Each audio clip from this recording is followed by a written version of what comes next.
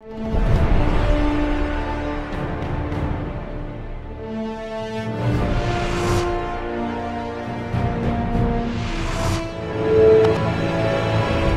and welcome to Leaders of Tomorrow, the only show on Indian television where you, the MSME, get center stage. This is ETNA's special daily initiative to give MSMEs and entrepreneurs the opportunity to be front and center on every industry and area that matters to you. Tonight, an influencer, two conversations. First up, we'll feature Amagi, and later on the show, Exotel in focus tonight.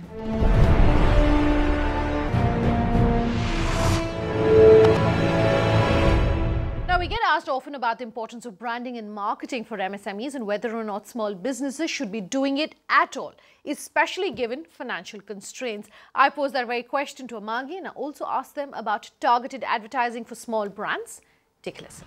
Bhaskar, thank you very much for speaking with us here on Leaders of Tomorrow. I want to quickly start by talking about the brand, about the company. What's the history behind the name? Just run us through that. Amagi Media Labs is the company name, and it was founded in 2008.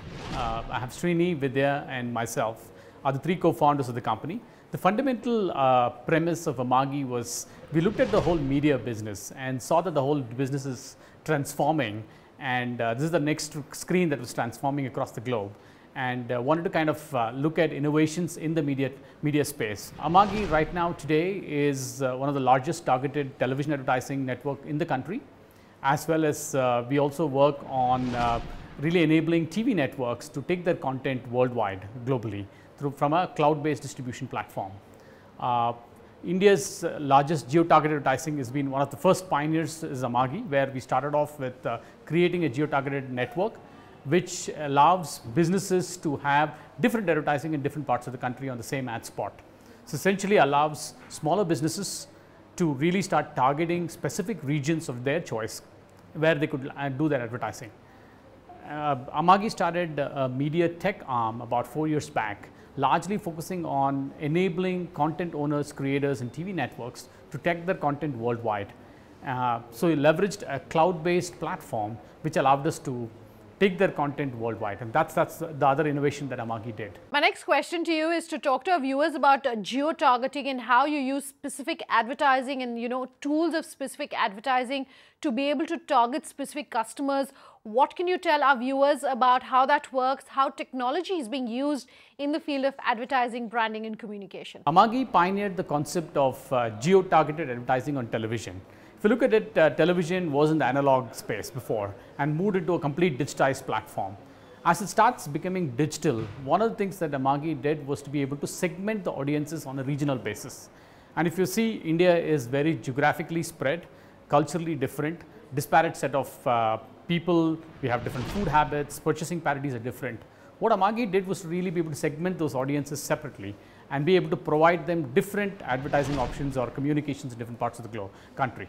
And how we did it was leveraging a cloud-based infrastructure to start with, where you could push your content and optimize all of these capabilities, and then eventually leverage the satellite to digitally transform the signals at the cable head-ins across the country.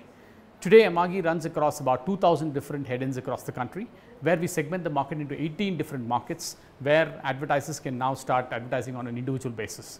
That's what Amagi has actually accomplished from a geo-targeting standpoint. What Amagi did as well is over the last 18 months, kind of transform this business into the digital world as well in terms of OTT video happening. For any brand to be sustainable in a market like India, you of course have to look outside of the tier 1 cities, outside of the metro. So how much of your revenues really come from small town India, tier 2, tier 3 and tier 4? Roughly about 40% of our revenues comes from tier 2 and tier 3 markets. The fundamental genesis of that revenue generation is coming because of the small and medium enterprises. Largely, a lot of the SMEs across the country, and SMEs are very robust business potential in this country. And you have many different states, and what we see is hinterlands, where we see robust business models evolving. And what Amagi does is to be able to enable them, and we're serving them better by two things. One is enabling them a geo-targeted option, which allows them a cost-effective capability to start targeting their communication at the regional level of their region of interest, which means they can compete with the FMCGs and the larger corporates in this country. The second option that we provided is an online media planning and buying platform, which allows them to have quality data access and information, which allows them to be able to buy media online completely.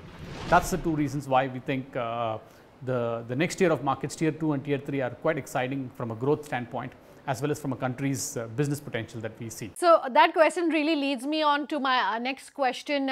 I want to understand from you, how big is the vernacular advertisement market in India? You know, are there any specific tools for that? How important or how big of a market really is that? So if you look at it, if you're a business, small business focusing on a specific geography, your distribution is limited to a particular geography. What Amagi is providing, as well as what I think is the fundamental reason why advertisers look at it, is television is a very compelling, emotive platform through which customers connect. Small businesses now have a capability, an opportunity and the strength to do exactly what large corporates do, but at their own regional level.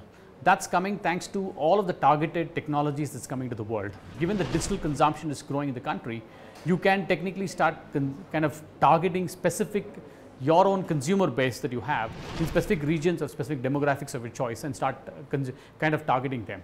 And now that gives a very what I call a democratization of a platform for advertising, which didn't exist in our country. It was a very large corporate advertising models. Now we are able to evolve into things which is completely democratized, that anyone, any small business anywhere across this country can start advertising and becoming a trusted brand to their consumers that they want to target. So if you look at it, vernacular market is about 40% of all of advertising today in the country, and that's largely driven by print, where vernacular rules. A lot of the people are reading newspaper in their vernacular languages.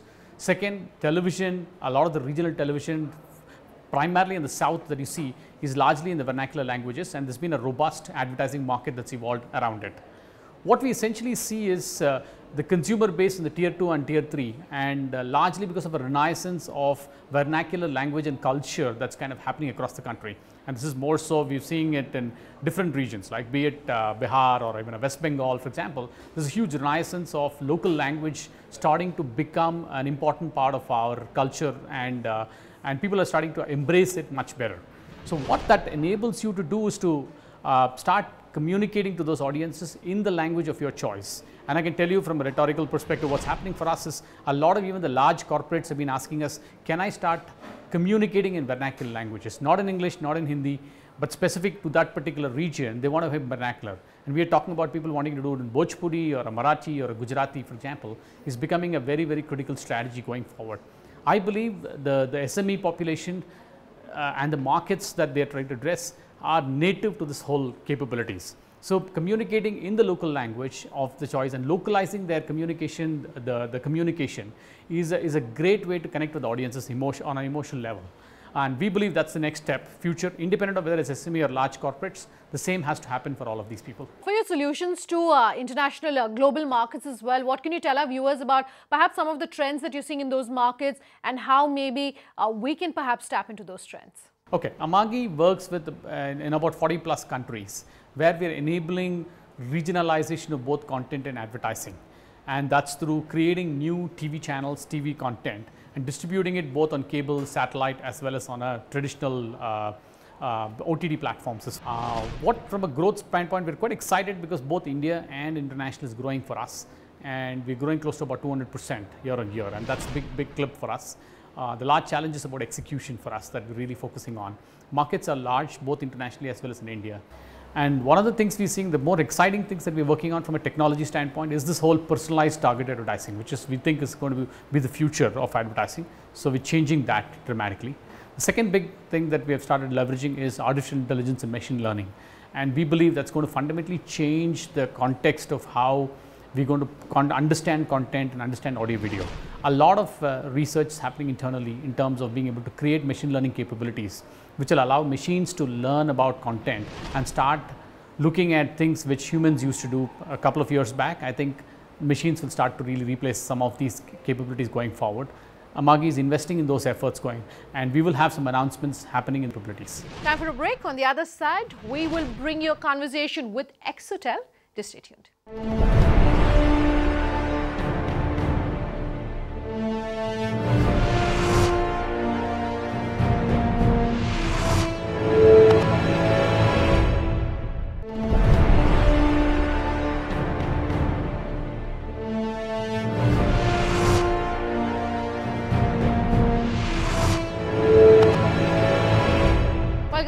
with us here on Leaders of Tomorrow. And tonight, we're putting the spotlight on Exotel, on our influencer tonight.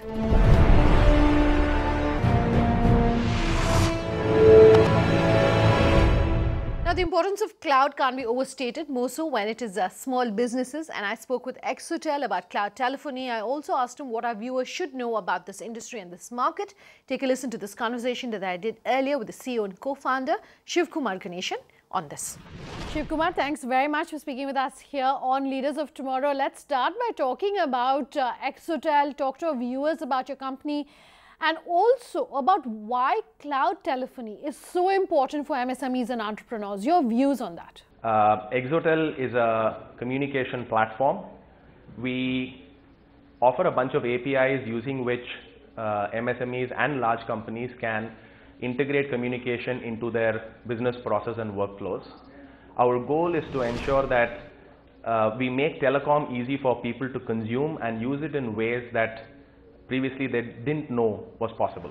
The company was co-founded by me, Shiv Kumar, along with Ishwar and Sid, my friends for a long time. I notice you've left relatively senior positions at companies including Flipkart and Yahoo to set up Exotel.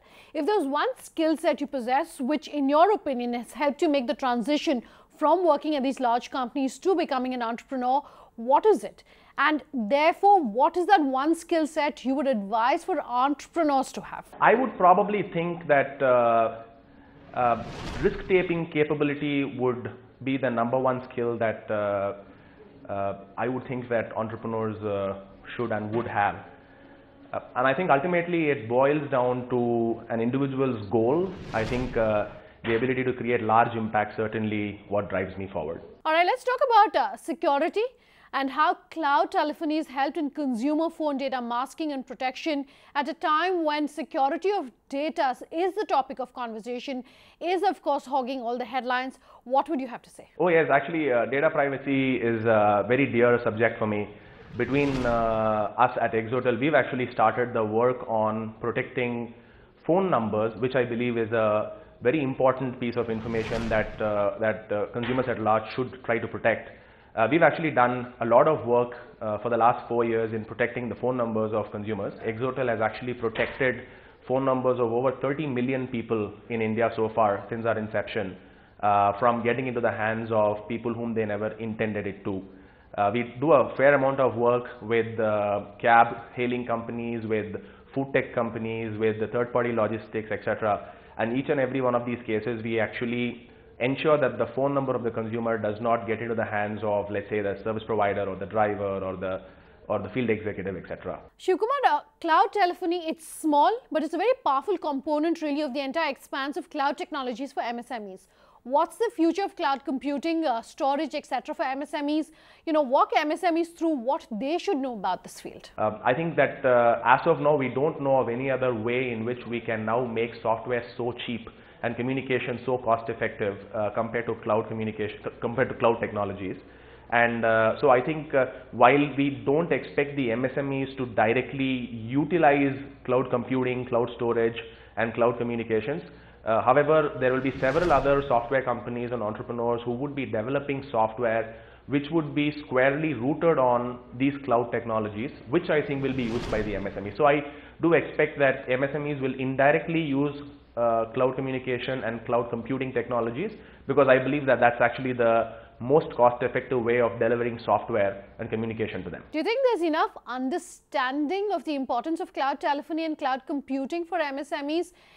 If not, then what, in your opinion, is really going to bring about that change? We've actually come a long way. When I started Exotel, most people didn't know what cloud telephony was, but that's no longer the case. I think cost could possibly be a factor. I think if you are able to drive down the cost of communication even further and computing as well even further, I think adoption is going to be quite rapid in the days to come. How do Indian entrepreneurs and MSMEs compare with their global peers when it comes to using cloud telephony, Shiv Kumar? Well, the needs and wants are very similar, but I find a few differences between global MSMEs and Indian MSMEs. First, I believe that in the Western world, there is a nice spread of companies all the way from small to the really large enterprises. Whereas in India, my observation is that while there are millions of small companies, I think the mid-market segment in India is not very deep, and I think it could be better. Specifically about cloud communication, I think that if I'm not wrong, India is probably the voice headquarters of the world. I think from a number of minutes standpoint, I think India as a country would probably be clocking more minutes compared to any other country in the world. But ultimately, I think communication as an important medium for businesses to talk to consumers is certainly paramount in India, and I think that in that sense, cloud communications is even more relevant in a country like India for MSMEs than in the US. All right, let's talk about your own funding journey. How you funded your business? Well, there's not much of a funding journey, although there is a really long journey for us. Fortunately, we've been profitable all along. We did raise a little bit of money from friends and family and with Bloom Ventures and Mumbai Angels. I thank all of these investors for patiently supporting us for as long as they have.